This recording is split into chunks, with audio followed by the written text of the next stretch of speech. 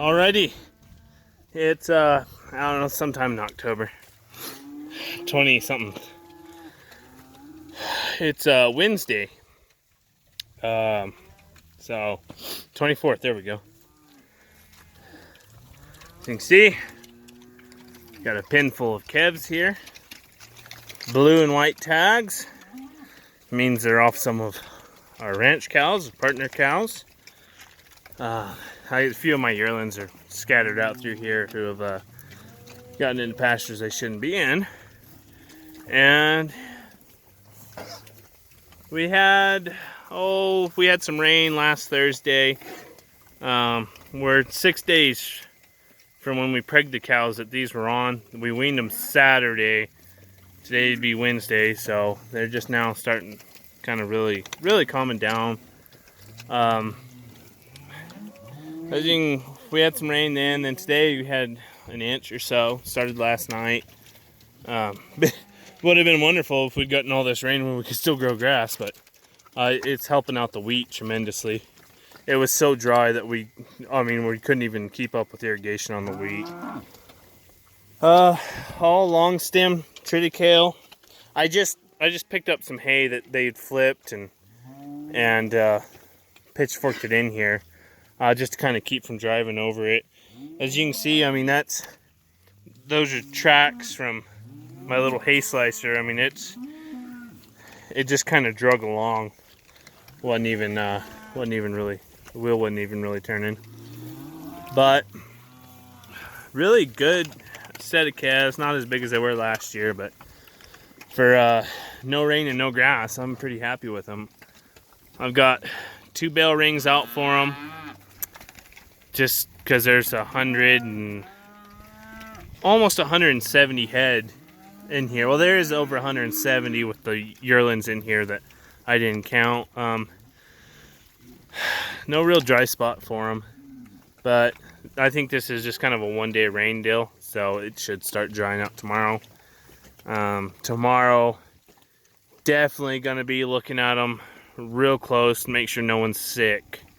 Just because it did rain on them a couple days ago. We weaned them and it has rained on them quite a bit. It's not supposed to get too cold tonight, but anytime that they're drenched in mud and it gets cold, that's when they start having some issues. So just got to watch after them, I guess, do my job. But overall, we'll see how their health holds. We've had calves here for a month now that have gone through hot and dust, cold, rain, snow, hot again, rain again, hot again, and you can really tell it. They don't look near as good, but they're there. They are there. But quick little deal. I got a video I'm gonna put public tonight. It's just a quick little deal. We were gathering some calves. I didn't get really any video of that. So these are all yearlings. I've got all my yearlings off grass, that rented grass, and they are in this pasture here and a pasture right at the end of this alleyway. So I've got little over 350 head right here together and sort through. Big ones will go to market in the next week or two, just depending. And then we will, the smaller ones will go to wheat. So with the calves I have on grass, calves in the pens, I have over 1,000 head around my house here that I'm trying to take care of. These calves are okay. They're just cold, they've been rained on, but they're all doing pretty good. There's my calf. We call her Toes. She foundered and had her toes grew out really long, and so she's kind of crippled up on the front end, but she wouldn't bring anything if I sold her, and I don't want to shoot her because she's kind of just pretty enduring. But I need to just turn her into Hamburger. But she's kind of my little guard cow, I guess. She stays out here in this pasture. She's lived out here since 2015, so she's kind of earned the right she's my little guard heifer. If she's gone, I know something's probably wrong. But here's my my silly horses that shouldn't be here, but they are eating silage. I don't know if anybody else's horses do that, but mine sure do. Yeah, Fatty here. So these are the steers. I don't have a lot of them. I'm hoping to get one semi-load out of them to sell, and then the rest will go. But this is the silage that I recently bought. It's older stuff, but it's pretty good feed. It's what we'll feed these calves on wheat. But this cold rain and no grass sure melts the pounds away, so we got to get through these things pretty quick.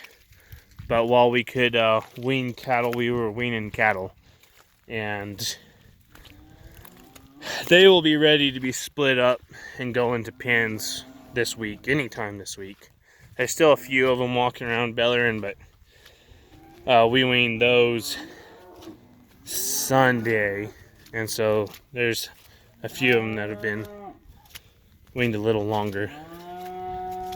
But yeah, so kind of just a quick little deal. You can see my little river here. That's what's going on. That's what's keeping me busy. Also, I've had a few people ask me here recently about some liquid feed. We tried something new this year. Our nutritionist came up with it. It's a real high roughage ration for weaning or backgrounding calves. It's like 47% hay, but we're putting 10% liquid feed in it, and it's helping quite a bit. Just a lot of energy in it, and there is some silage in it. But I'm excited to see how well it does, because the problem where I have here is I have a lot of competition that's 60 miles from me, and they have feed that's way cheaper. It's a minimum of $10 a ton cheaper on every commodity that they can get, if not more. And so my feed's always higher, and that always puts me at a disadvantage of receiving cattle, because I just have a higher cost to feed. I don't know if I do a better job, but I probably do as equal of a job as they do. And so, if you're saving money on feed, then why send them where they're gonna cost more?